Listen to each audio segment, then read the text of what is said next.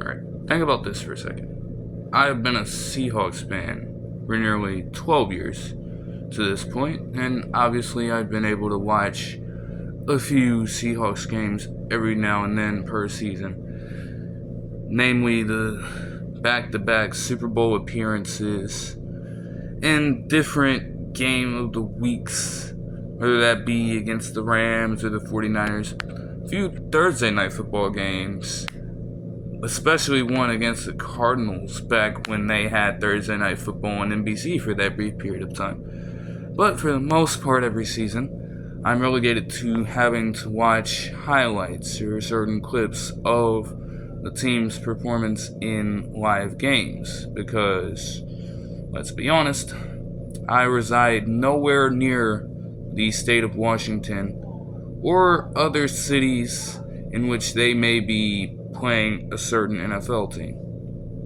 And while these games may be broadcast on the same channel that I may have access to because of the range and how far I am away from these distinct regions, I can't watch my favorite team play most Sundays. So, in light of that, I usually have to resort to those means. Now, why do I bring up this situation? Well, there are many other fans of different teams in the same exact situation that may live in a certain city with another major NFL team, yet they do not follow the consensus and choose to support a team far away from their home state. And if they have the means to go about it, usually they would have to find a different way to watch their team play. And with the advances in technology, there are now so many opportunities for a person in this situation to go on and watch, say, the Saints play football all the way in Wyoming and etc. because of the introduction of 1, NFL Red Zone, and 2, the subject of today's video, NFL Sunday Ticket. Now let's travel back to 1994. On June 1st of that year, there was a joint effort with John Taffer and then NFL Chief of Marketing Michael Miller with NFL Enterprises to create the NFL Sunday Ticket service. Originally, they started out with DirecTV in that year. And since that period of time, it's taken on a life of its own, despite many different periods of time in the NFL and numerous lockouts. Keep in mind at this point that technology is nowhere near it is, and with this in mind, seeing that things are a little bit questionable with this sudden change to just give people all over this constant access to pretty much every system imaginable.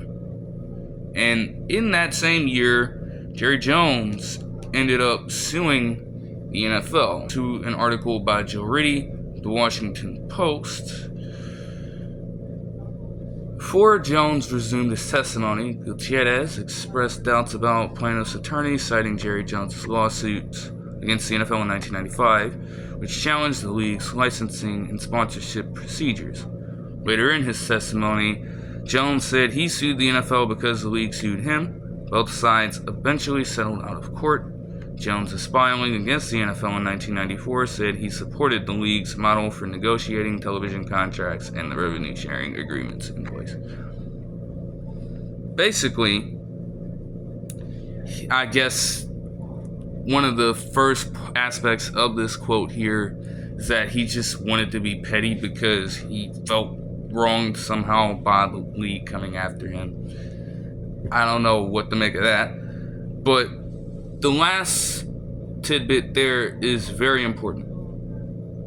Now, there has been precedent for the league being able to do this, but 1994, by this logic, ended up being the very first step for the NFL, and honestly the professional sports world as a whole, being able to get teams' ownership behind the scenes to come together as an entire unit and get TV deals in place.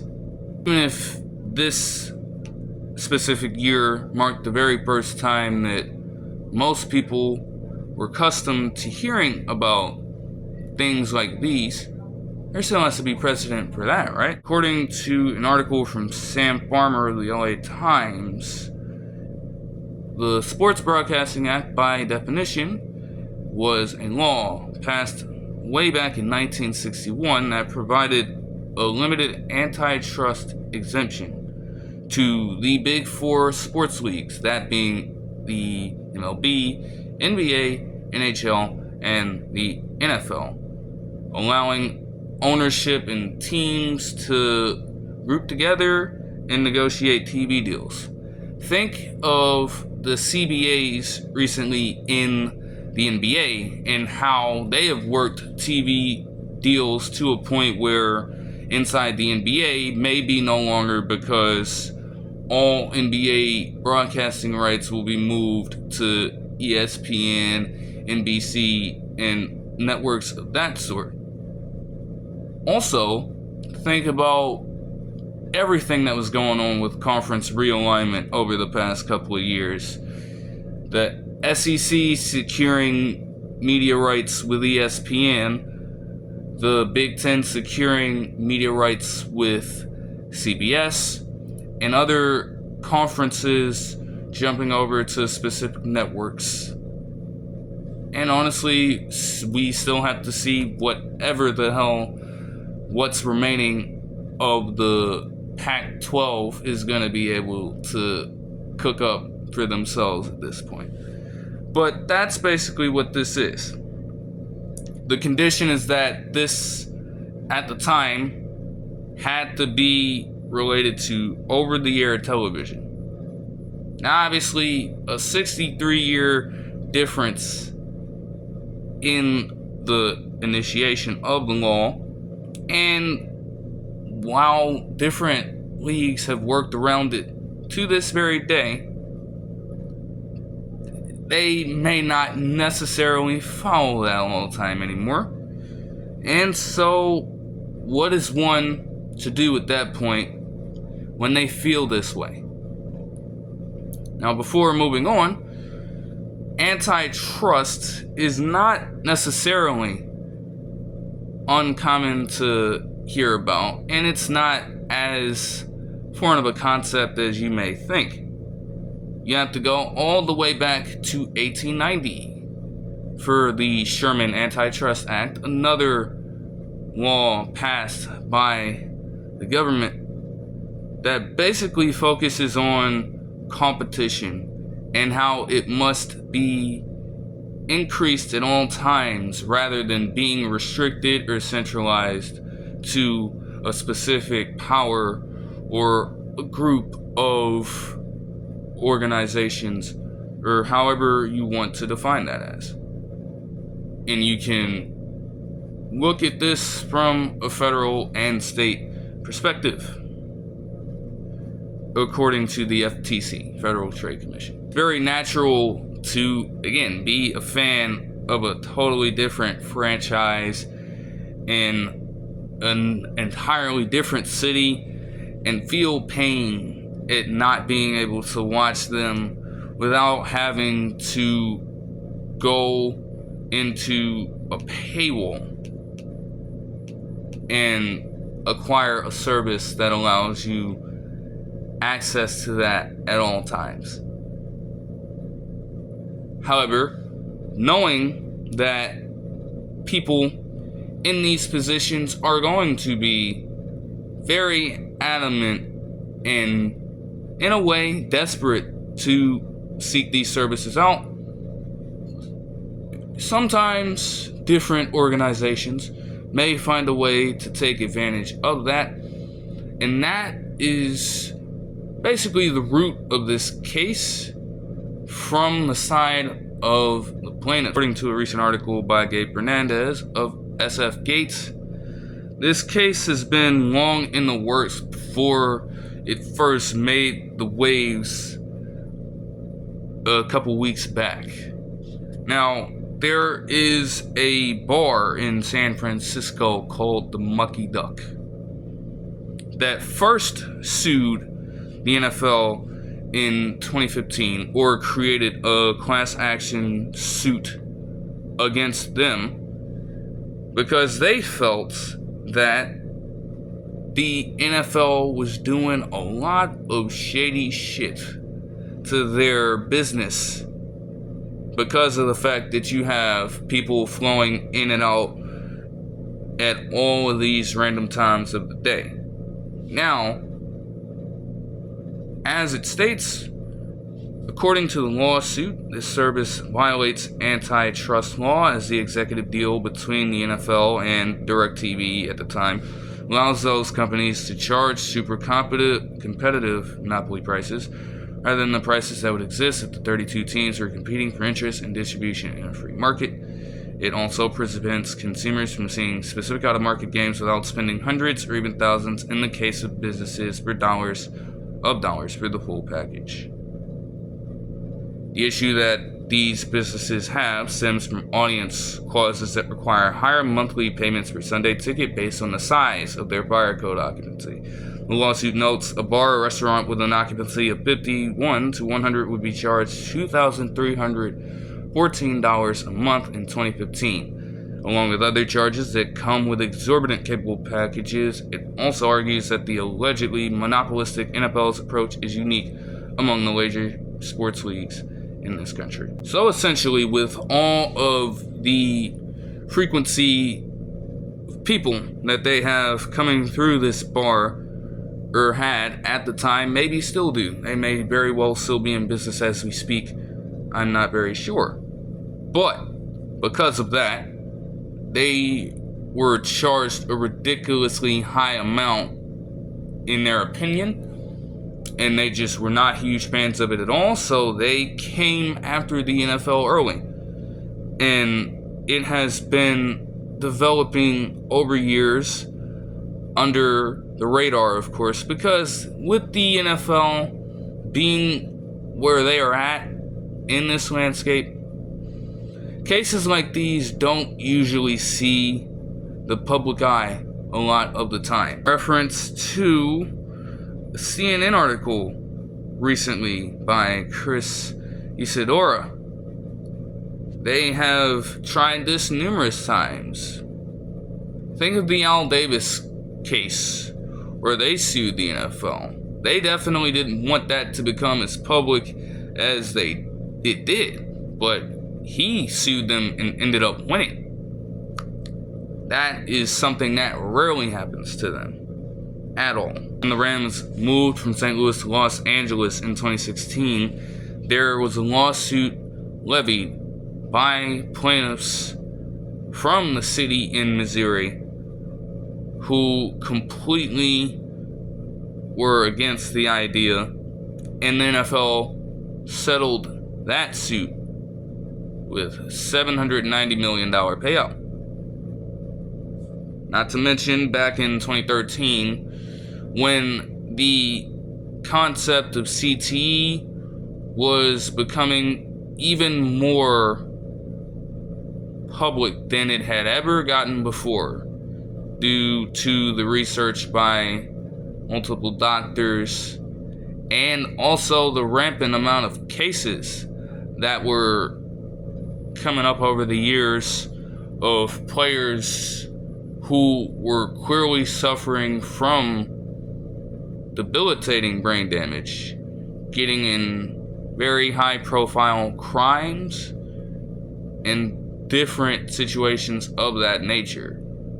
Think Mike Webster, former Steelers center, passed away and was eventually found to have CTE, or think of Junior Seau, who unfortunately ended his own life, was also found to have CT. This was becoming a huge deal at the time, and they were taken to court in 2013 after years and years of build-up, only to have a settlement for $765 million that created a fund of compensation to different players who were affected by this and their families. And that settlement is still going to this very day. It is a 65-year payout. So the NFL will stop at nothing to kill any momentum that these cases may have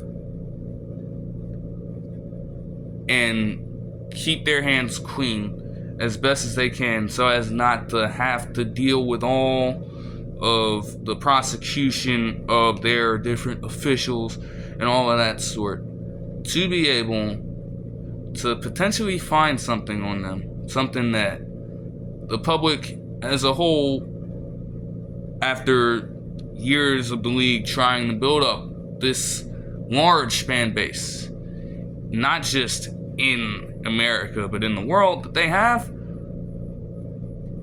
anything potentially suspicious and controversial to that extent that has been kept from the public for so long could truly put an end to all of that. And they can't have that at all. However, as of June 6th, they can't really do that anymore, because the case of the NFL Sunday Ticket antitrust trial began on that very day.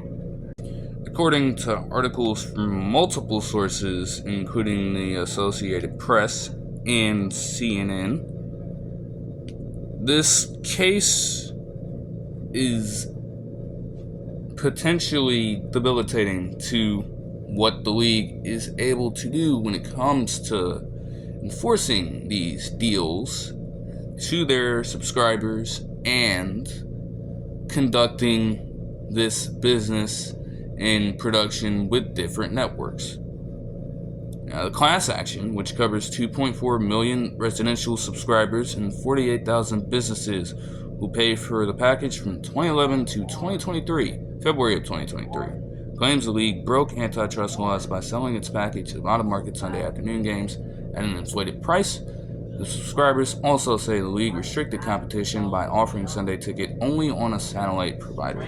According to CNN, the case, first brought in 2015, focuses on the NFL's package of games outside of a local market that are not shown nationally on other networks. The suit says by restricting broadcasts of those out-of-market games to the Sunday Ticket package, the NFL is forcing customers who just want to watch one team, a small group of teams, have to pay more. Plaintiffs feel that they are getting shafted by the monopoly that is the NFL, and they essentially want their compensation. And boy, if they manage to win the case, they could potentially get it. Now, according to multiple sources that I've cited throughout the video, the subscribers are seeking $7 billion in compensation for damages. Everybody who could potentially win will get a fair amount of money for themselves. Not to mention that $7 billion is the baseline, because in any case that involves antitrust language in any sense of the concept, the amount of compensation can triple. So these subscribers could get as much as $21 billion in damages total if the judge finds enough evidence to say that the NFL is guilty for what they may or may not be doing here. With a case of this magnitude, you have to get heavy hitters from both sides to testify in this matter. And for the prosecution, they have gotten basically just avid NFL fans of certain NFL teams in markets that are far out of the range of their true city of residence, testifying about their ordeals with the service and how they feel wronged potentially by what the NFL could have been doing to them this entire time. On the NFL side, they've gotten some heavy hitters of their own. The commissioner, Roger Goodell, has testified. Jerry Jones has testified. Robert Kraft is set to. They've also gotten a few different members of their behind-the-scenes work to go into court and speak on their behalf. Now, Goodell was the first guy up, and when I say I was shocked by what I saw, I mean, goodness. Just the headline alone got to me, and that is the reason why I am making this video. I saw this headline, and I knew I had to look into this. According to the AP, NFL Commissioner Roger Goodell reiterated during testimony in federal court Monday that the league's Sunday ticket package, the subject of a class action lawsuit, is a premium product, also depending on the league's broadcast model. Goodell was called as a witness by the NFL as the trial for the lawsuit filed by Sunday ticket subscribers entered its third week and was on the stand for nearly 4 hours. In Goodell's shoes for a second. You're the commissioner of an entire league, and you have to try to convince a jury and an audience of damn 2.4 million people that you're not trying to screw them over by inflating prices for your service at all. That it is legitimately a premium service at heart. And that, man, it is rough, bro. That's the stance that the league is pretty much going with during this case. I mean, it's out there for people. It's meant to be a premium service at heart, and the NFL has stopped at nothing to try to give people the best quality, top tier quality that they can to all of their subscribers. They quite literally have access to every game. The NFL is so willing to get the best production from these networks that they have consistently moved Thursday Night Football all over the place, from NFL Network to CBS to NBC to Fox, and most recently to Amazon Prime.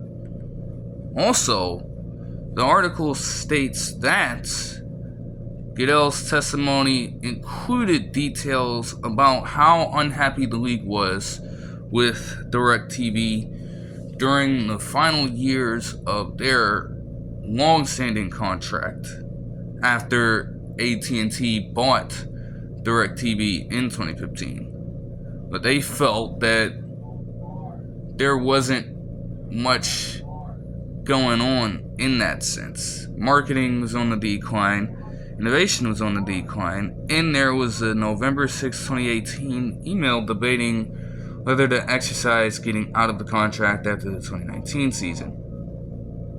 League executives cited during this that marketing declined by 28%. And as we all know at this very point, they ended services with DirecTV in 2022 and moved to YouTube TV with a 7-year contract starting last December with the 2023 season. So they are in the mindset that we stopped at nothing to support our subscribers and all of their potential qualms. So there's no way that we have to be dealing with this right now. And all things considered, they feel pretty confident that they can win this case. Yes, this is verified error for them. These cases don't see the public eye like this at all. I have to make that very clear. They don't. They don't. It is well documented. Very well documented. There have been documentaries on it. There are multiple other articles out there from years further past than these that I'm looking at here and have looked at. It's very easy to figure out. All in all, this back and forth, despite all of the language being thrown out in the case, is fairly basic. We want to have a service that allows us the access to everything we want to see, but we don't want to be consistently forced to pay more. And also, on the league side of things, we're giving it to you. Where does the real issue lie? We've reworked deals consistently to try to get you what you have wanted, and we've done a pretty successful job. Plus, any alternative would be detrimental to the aspect of the pool concept of these negotiations with networks. It has got the presiding judge, who is U.S. District Judge Philip Gutierrez, in a bind. According to an article from the Washington Post from 3 days ago, before Dallas Cowboys owner Jerry Jones took the stand Tuesday for a second day of testimony, U.S. District Judge Philip Gutierrez said the premise of the case was simple. The way you have tried this case is far from simple, Gutierrez told attorneys representing the subscribers. This case has turned into 25 hours of depositions and gobbledygook. This case has gone in a direction it shouldn't have. Gobbledygook? If you have somebody professional and working on a matter this impactful potentially and using a word like gobbledygook, they gotta know that they fucked this thing up completely. He's not having this shit. Now,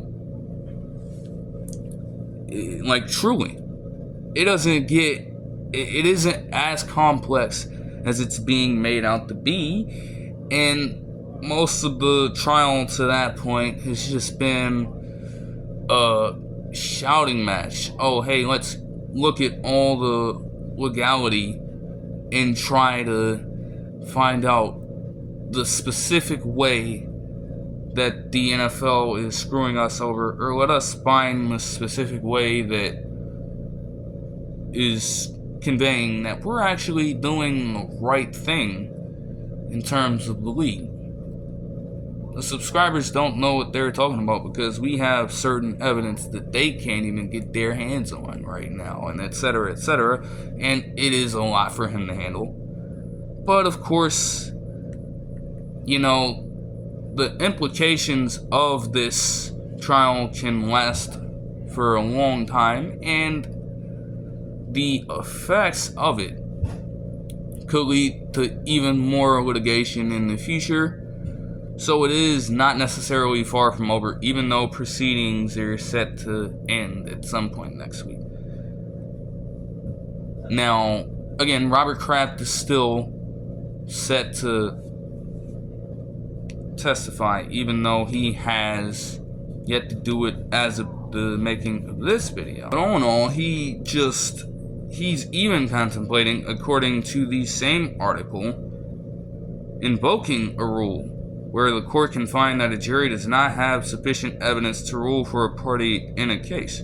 The subscribers haven't necessarily done anything wrong outside of maybe exaggerating their pieces of evidence a little too much, but they can't be guilty of anything legal per se. They are the ones who brought this trial to this specific court and want to have it heard, and have sued the NFL for these things, even though it appears like just what the hell? Like, what exactly has the NFL done wrong either? He can't seem to figure it out. So there's not really a situation where anyone wins. But even if the NFL can get a ruling like this, they've won. Reinforces. You can try the hardest you want, but you can't mess with them like this. Even in his own testimony, Jerry Jones had the gall to go just absolutely haywire in this sense, but it is right. According to this article, Jones's testimony states that I am convinced I would make a lot more money than the Bengals. I am completely against each team doing TV deals. It is flawed. And that's where everything stands at now. Potential alternative in which you're just going to have separate teams go after different marketing deals with specific networks at a point of time, which just in turn end up making that even more difficult for fans of specific teams to get access to the games they want, because the specific market they're in will not have it. And that's pretty much everything to this point. Now, there's still more information to be had, and we'll follow it accordingly. We used a lot of reference and quotage from different articles in this video. Definitely do not want to make it seem like I'm plagiarizing at all, or even give off any element of that, because that's certainly not the case. You want to have your facts straight and be able to get information directly from the source. So I will certainly be putting all of the sources that I've cited within the video in the description. It would be a lot easier for me to have maybe had a screenshot of these specific quotes and put them up on the screen one by one whenever I needed to use them, rather than having to go about it that way. It can be difficult for people to follow in that manner. But I'll do it for this one. I hope you guys enjoyed this one, and more so, hope that you were informed as best as you possibly could be, because I had looked through a few of these articles after that headline that I mentioned earlier, and outside of print journalism per se, or online news articles, when it comes to general news or television, I hadn't really heard anything about it, which is quite weird to me. And so I wonder what the coverage will look like when a decision is actually made. But until the next one, peace.